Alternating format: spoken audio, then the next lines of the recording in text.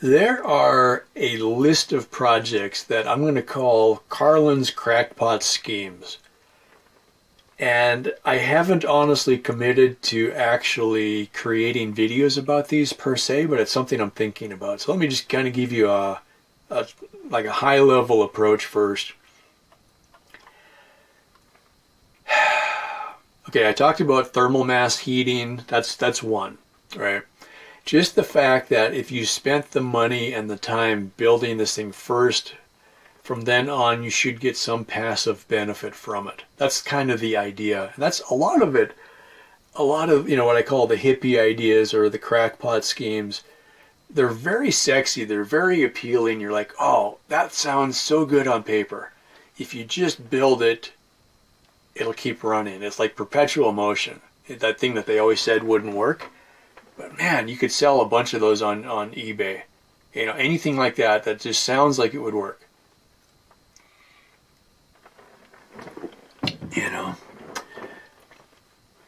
Like this one. There was one that I saw, I think it was an Instructable. I probably saw it 10 years ago the first time. It was called a shower loop. And basically what he was doing, the guy starts off, he's like, well, we all like to spend too much time in the shower, but you feel bad because you're wasting the water. It's just, you're taking fresh water, and the world is in a water shortage. We're not, eventually we're going to run out of drinkable water. California is in a drought, always kind of thing. So, but we don't want to compromise. It's like, it's nice sometimes to just sit in the shower and let the water run and just let your brain zone out. That's one thing I really miss. I used to love just taking a long shower. In the military, they couldn't let you take a long shower because we made our own, on the ships. They were making fresh water out of salt water, and so it was very limited water supply. You could run out, if the water maker couldn't keep up, and so it was enforced. In the showers, you actually had to hold the little button down on the sprayer to get the water to come out. If you let go, the water stopped. So you'd spray yourself off, soap up, spray yourself off, and get out because the next guy was waiting. Too many people, not enough water. Okay. So anyway, this guy comes up with the idea what he called a water loop. And so what it was, you start off, you're in the shower. When it goes down the drain, he had it going through a filtering system, and he did a really neat job on this. This was amazing. It was pre-filtered, then filtered, then it went through a UV water sterilization system, and then it went through a little reheater, and then it was pumped back up, and then went through again. So after you added the first gallon or so, it just sat there and recirculated the water, which is pretty cool. All right. I have spent a lot of time thinking about this, and I'm like, every time I think about it, it's like, man, I get excited. I want to go build it. And then you start, that little thing in the back of your head is like, okay, but there's like 400 reasons why it's not a good idea. All right.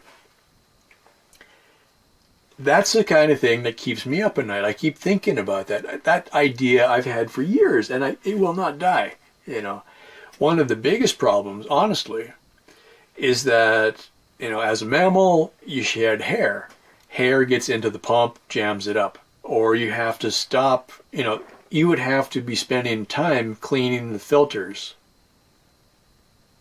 But you would save the water, But then when I think about it, because I'm actually catching my shower water and dumping it into my laundry system because I'm doing that water recycling project for the laundry, which is actually still working. I'm amazed. I actually got to the point a couple days ago, I did laundry. I pumped water out and didn't recycle it because my tank is filling up. I'm catching more water than I'm using. Yeah.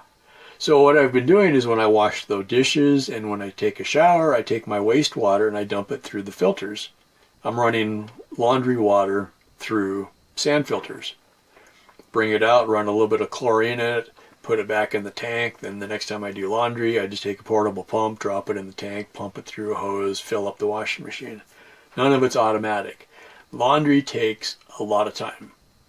And I really can't do anything because if I overflow something, I've got a huge mess. Right? So it's not like just, turning the dial and walking away. I'm constantly monitoring this whole thing I usually wash 2 loads. Okay. That's kind of the thing.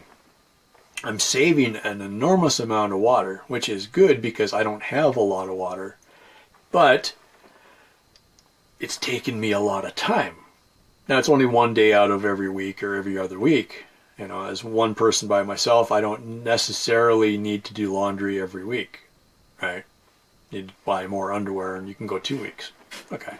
But it still takes time. Okay. So I've got some experience with water recycling. What I realized is when I take a shower, because my water tank, my hot water heater is only 7 gallons, when it starts running out, it gets cold because the cold water is refilling it, right? I don't have enough power to reheat water fast enough to keep up with the pump, right? So I have 7 gallons. I can take about a 4, maybe 5 gallon shower. Then I'm out of hot water. It's getting cold again. Okay. So I realized I'm taking a shower and I'm only using 4 or 5 gallons because when I dump my shower pan, because I'm using a little plastic tub as my shower pan. So when I dump that out, it all fits in a 5 gallon bucket with room on top, right? So I'm not even using that much water. All right. If I was going to do a loop, though, it would have to be in stages. So you would probably hose off first to get most of the dirt off of you before you even hit the soap. Then you could put in another gallon of warm water and recirculate that. And then you'd put in the last 2 gallons to rinse the soap off. I don't think I can rinse all the soap off, soap and shampoo. It's going to take 2 gallons to rinse that anyway. And if you're recirculating that, you're spraying soapy water back on you. Okay. Or you'd have a really elaborate filtering system to catch all that soap in the first place. When I started looking at the shower loop again after doing the laundry system, I realized, well, it would make more sense to filter it offline instead of online. So basically, take your shower, catch the water, run it through a filter after, which is what I'm doing now. I'm taking shower water and adding it to what becomes laundry water.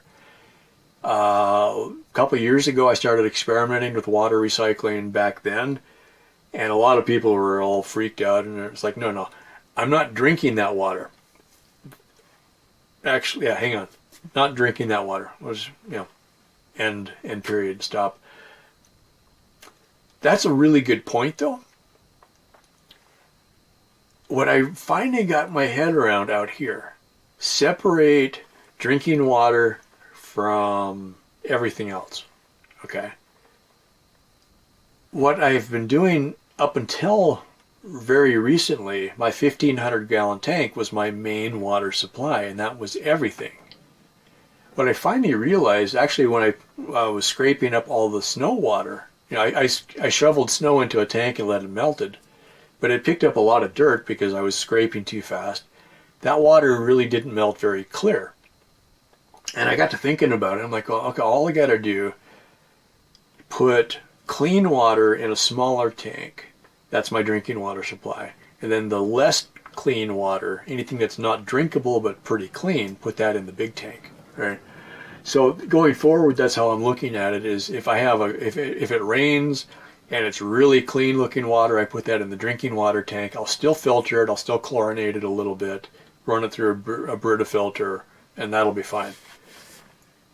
So now I've got 3 tanks. I've got drinking water is actually pretty clean.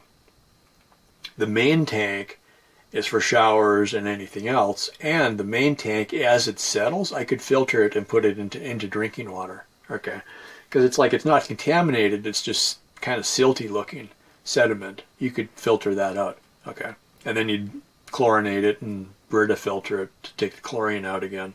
And you're pretty good. Okay. And then I've got the laundry system, which is laundry water, sand filtered, and then use it for the next load of laundry. And my way of testing that is when I get all the clothes line dried, if you smell the shirts, do they smell okay?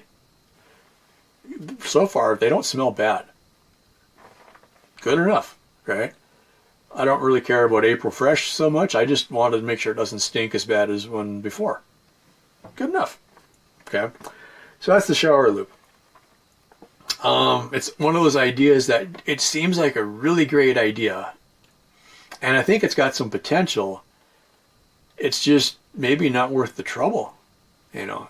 But it would be nice to be able to take you could sit in there for 45 minutes. And I think maybe the trick would be, because this will not die, if you cleaned up first, dumped that water, added fresh water, you're already clean. Then you could sit there and recirculate that water and you'd have a nice 45-minute warm shower. You're not wasting water because you're relooping it. But the trick would be you'd have to have one shower to get clean and then take the other shower. I don't know. It's tempting. Or just get a hot tub. Probably more likely. That was another idea from a while ago, is a solar heated hot tub, which actually was the black tank but I never really honestly planned on sitting in it, but I was thinking about it. I bought it for the water heating system, the solar water heating system. And I started looking at it after I started putting it together. I'm like, it would be nice to be able to just sit in this and soak once in a while. But in the summer, it's too hot. You don't need it. And in the winter, it's too freaking cold. You don't want to be out there. So I kind of like, well, it wasn't really worth the trouble. And okay, I just got finished kind of talking about my laundry water system. Something I hadn't really considered very much when I started doing that. A slightly more developed system could really be useful for everybody, right? The problem is in a house, in a housing development, or an apartment, well, there's probably building codes and all kinds of reasons why you can't do it. I mean, most places don't even want you to collect the water off of your own roof to use for anything. You know, having rain catchment in some towns is illegal, apparently. You know, health risks, you know, or you're breeding mosquitoes or something like that. But on the smaller end of the scale, if you had a way that you're, like say you do the first load of laundry, you wash the clothes, you pump the water out, then you refill the washing machine, well, it does it for you, and then it rinses the clothes. If you took that water from rinse, that's pretty clean. If you could save that water, when it pumps out, you hold it in a tank. Then you use the rinse water, which has just a little bit of soap but is otherwise pretty clean. Wash your second load of clothes with that water. Now you've cut the water use in half. Okay? So even if you always, so you got like basically 2 water cycles on your washing machine, the wash and the rinse. So at the end of every wash, you pump that out, you waste that.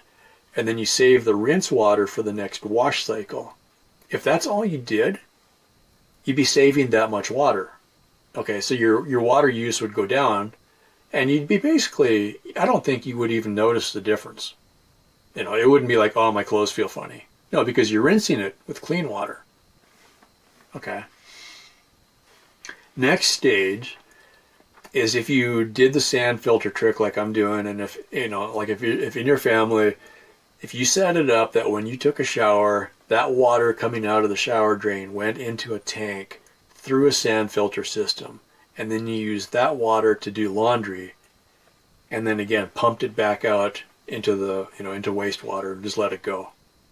You would basically be doing laundry for free because everybody takes a shower every day, so you'd have a lot of water. You could do laundry and not even miss it, right? Now you're getting kind of into the area of the earth ships, about how they were able to reuse water. Then you get into cisterns, you know, rainwater, gray water recycling, and your garden. Okay. You could take some of your gray water recycling from laundry, from showers, and use that to water your garden. Okay. The thing is, most of that is against building codes.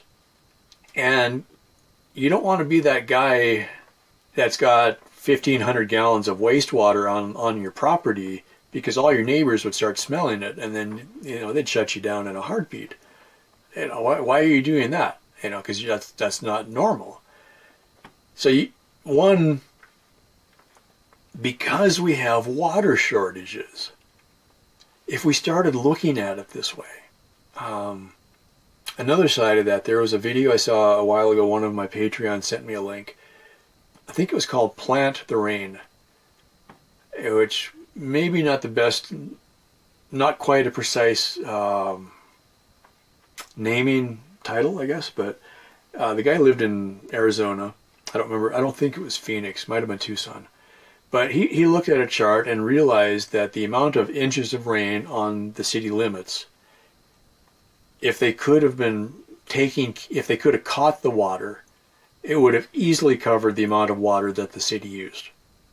But the city built storm drains, all that water gets washed away very efficiently, and now they're living in a desert. I mean, they're in a desert, but like here, you do get enough inches of rain if you could catch it, right? So it's just one of the things that he said, though, is once he started to understand landscaping and how to get water to stay on your property instead of just dumping it down the storm drains. So his idea was planting the rain, like actually creating catch basins as part of the landscape so that the water would stay long enough to soak in, so that the plants would thrive instead of it just washing away. Right? So it's a really neat video. It totally changed how you look at it. But part of what he said was the problem was the building codes and the way that the city handled the drain water.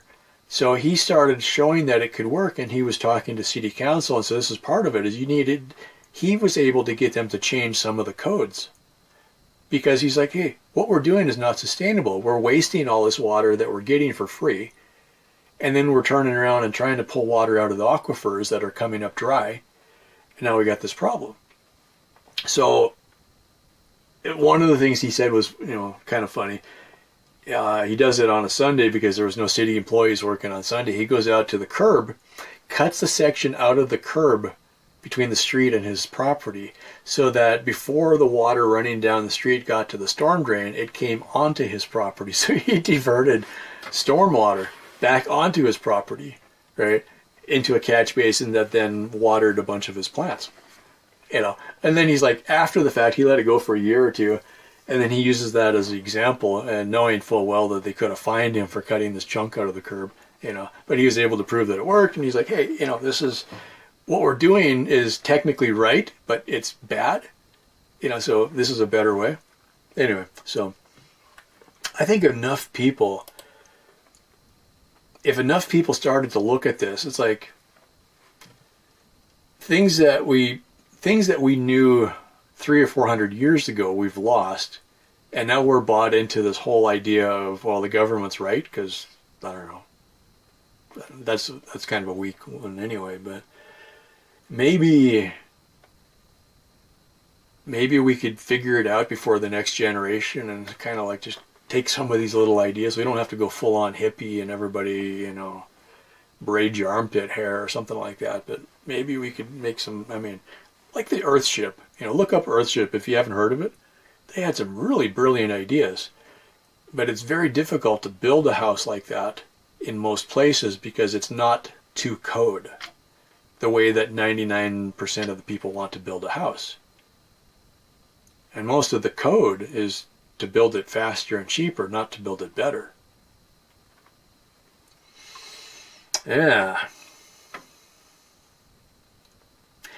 Part of that, I guess, the reason for going down that rabbit hole, little things that work out here might be beneficial to people that lived in town on grid, like that water recycling idea. Even if you had one trash can under one downspout, so when it rains, you could do one load of free laundry without using water that came out of the tap. If a few people did that, it wouldn't be noticeable, but it would help a little bit. That's kind of it. The idea of the cisterns. This was, a lot of places have them. Some of the tropical places, Bermuda, or that kind of place. It's really common. You catch the water off your roof. That's what gets you through. It's like that's your water supply. So every house has a cistern built into the design somehow, right? When I was talking about geothermal or thermal mass heating, okay, if every house that was built had part of the design a 1,000-gallon water tank, okay? So when it does rain, that tank fills up. Some of your water could be used from that, okay? Even if you still had water system connected, right? So if you were connected to city water, when it rains, if you had an automatic, and this would just be a matter of, having a float valve that would automatically refill your tank. When your tank is full, then it diverts it out to the storm drain, like everything else. Okay. Then that 1,000-gallon water system could be used to help stabilize the temperature of your house. In the summer, that water would be cooler than the air temperature. In the winter, that water would be warmer. I was looking at this. This might be a system I write up later, but the thermal mass idea. If you lived underground in a bunker, and I've read some stories about people that lived in bunker houses. The whole house was buried under a berm of dirt. They said, yeah, it's great. In the summer, you're cooler than it is outside, so your heating and cooling is less. But they said that it averaged out that you were 3 months behind everybody else, right? Which is kind of a weird problem. So they were like, yeah, in the beginning of winter, you're still warm when everybody else is running your heat. But then when summer comes along, you're still cold because the sun hasn't heated up the ground yet. Then I started thinking about it from the point of view of, if I did it with the house,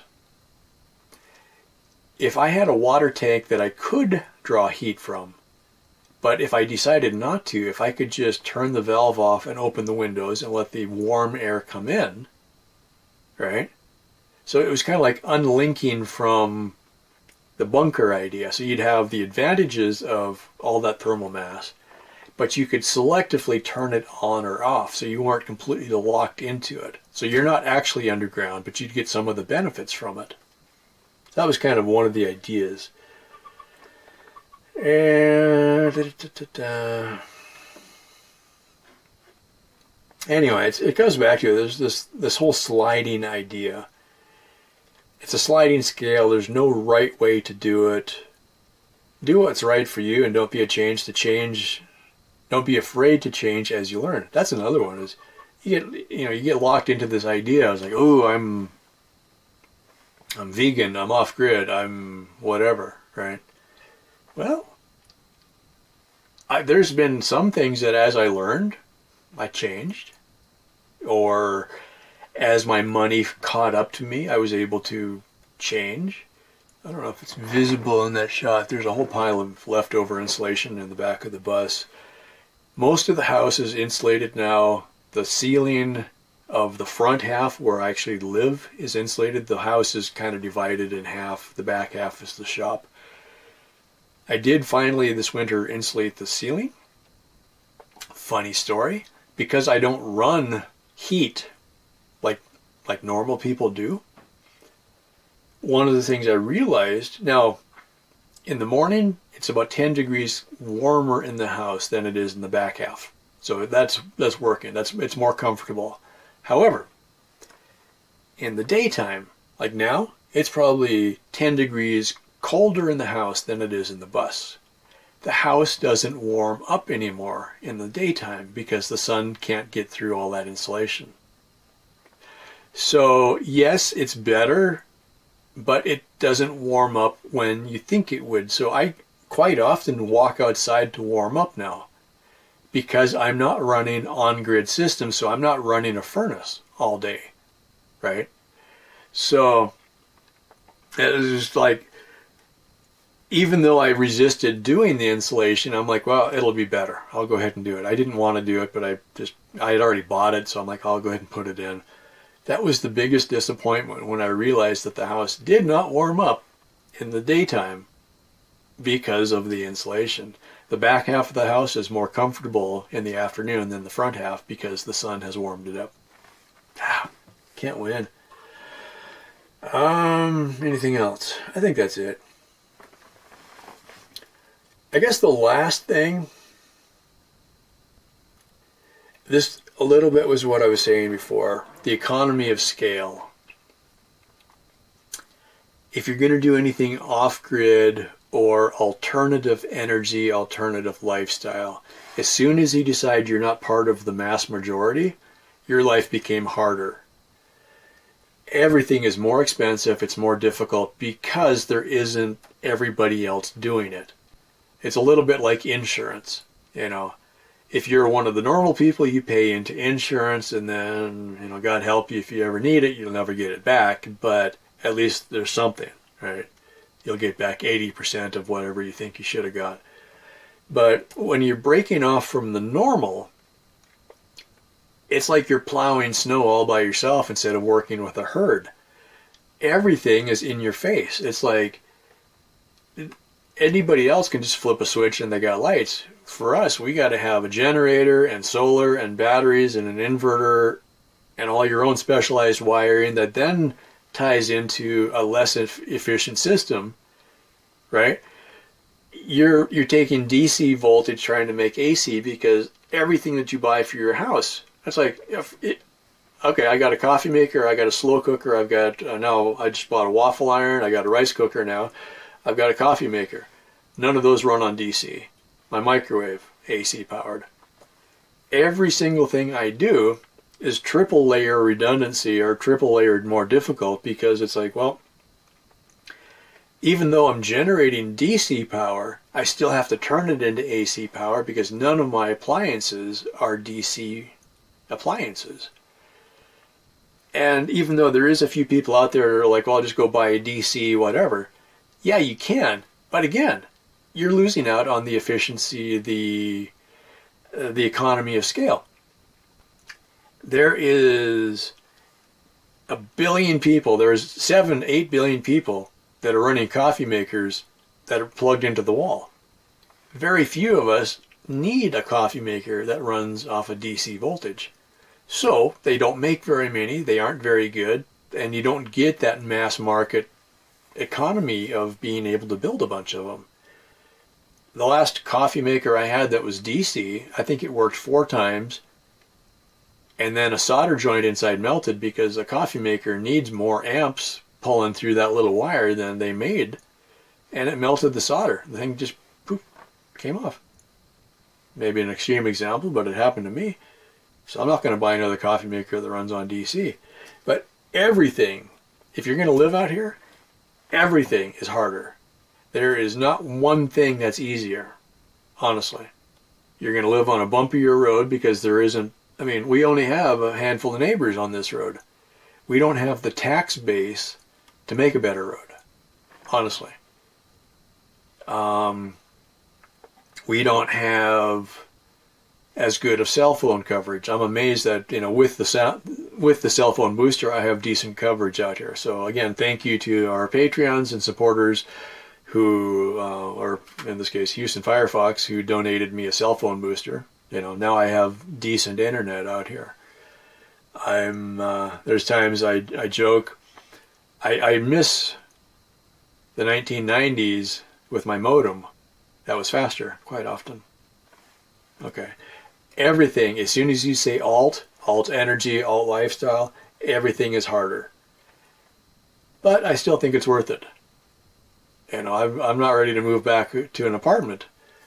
But as long as you know that being on the fringe is going to make your life much more difficult, at least you'll be ready for it.